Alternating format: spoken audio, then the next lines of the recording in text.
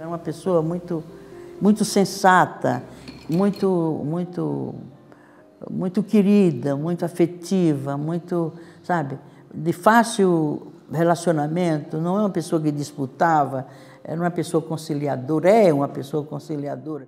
Então, ele tinha um senso político muito importante, mas sempre muito ligado à fidelidade. Paulo era excepcionalmente uma pessoa inteligente, excepcional. Pouca gente tinha capacidade retórica e ideológica de discutir com o Paulo. Professor, diz pra gente quem é você. Eu acho que sou um brasileiro típico. A grande parte dos brasileiros não nasceram no Brasil. Os que nasceram no Brasil não vivem onde nasceram e, no entanto, se tomaram de amores pelo lugar em que estão, que é o que aconteceu comigo. Eu me considero seriamente brasileiro, com muita convicção, muito feliz de estar aqui. Eu tinha uma tia que conseguiu fazer com que eles viessem um navio brasileiro para o Brasil. O ITA anexou a Áustria em fevereiro de 1938. Nessa ocasião eu tinha 6 anos. E voltei para casa, que me lembro, pedindo que minha mãe me deixasse receber uma bandeirinha para saudar as tropas que estavam entrando em Viena. E ela me disse, não, você não vai. Aí eu evidentemente disse, mas todos os meus amigos estão indo, e estão vindo, e não sei o quê, por que você não me deixa? Aí ela me revelou que é uma revelação fundamental. É porque você é judeu.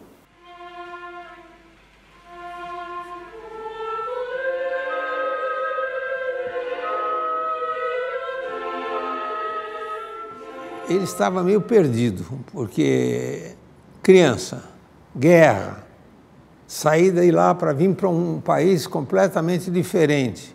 E eu acho que a guerra e o que a gente ficou sabendo logo depois da guerra, que foi a tragédia do Holocausto, teve um impacto fortíssimo. Não digo só sobre mim, mas acho que sobre toda a juventude judaica daqueles anos.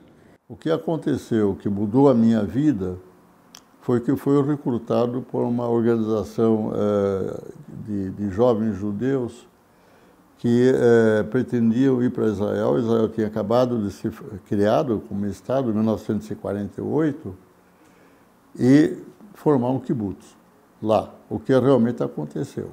Não, ele era autodidata, como outros, né, como Maurício Trachtenberg. Na verdade, essas pessoas que estudaram por conta própria tinham uma cultura muito mais ativa do que os acadêmicos, enfim, era uma cultura que tinha uma vitalidade extraordinária, né? Eu me lembro que ele tinha sempre muito pouco dinheiro. E até me lembro que ele ia na livraria Brasiliense, e aí eu ia às vezes lá, porque eu tinha quase certeza que eu ia encontrar ele. Quase todo dia ele ficava parado, sem se mexer, pegava um livro e lia ele de cabo a rabo, de pé. E ninguém incomodava ele, todo mundo sabia disso. Sabia que ele era um intelectual e ele não tinha dinheiro para comprar. Eu conheci o Paulo moço como aluno, um aluno já maduro. Na verdade, um aluno maduro com ideias muito bem arrumadas, não eram as minhas, mas eu não era contra elas. Os professores, a maior parte, como aliás eu imaginava, eram conservadores, principalmente os de economia propriamente dita, eles eram neoclássicos. Bom, eu azucrinei a vida deles, porque eles cometiam erros, porque como não eram marxistas, quando você lê um texto teórico, etc., de alguma coisa que você não tem nenhuma familiaridade, nem gosta, a possibilidade de você se enganar é enorme. Eu me lembro de meus professores, quando resolviam dar uma aula de Marx, ficavam olhando para mim. E lá vinha eu dizendo, desculpe, mas o que o senhor diz não é bem assim, mas é assado, assado. Deve ter sido um pentelho para eles. Me tornei professor em 60 e em 64 eu fui praticamente forçado a me demitir da USP. Nós estávamos praticamente no exílio interno. Tínhamos sido afastados da universidade, eram dezenas de professores. O SEBRAP é uma parcela relativamente pequena, paulista, que conseguiram criar uma instituição que o sustentava e permitia continuar a pesquisa e não ter que ir para o exterior como alguns foram. O professor Singer, ele é, para começar, um professor muito didático.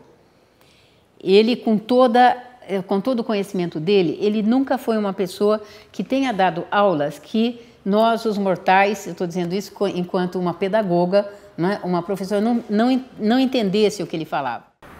A fundação do PT foi muito interessante, que ela foi patrocinada pelo governo militar. O governo militar tinha já chegado a um compromisso de restaurar a democracia. Era compromisso político deles desde o início. E eles queriam que houvesse democracia, mas não de esquerda.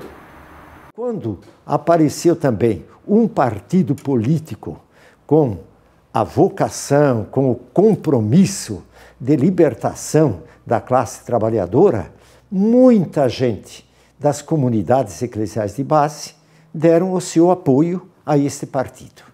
E ele dizia para a gente, nós temos que disputar na horizontal, não na vertical, na horizontal. E, portanto, nós temos que estar, a economia solidária, esta alternativa de organização dos trabalhadores, ela tem que permear o conjunto todo da área social. Antes de eu conhecer o professor, eu não tinha entendido qual era o papel da gente dentro da economia solidária.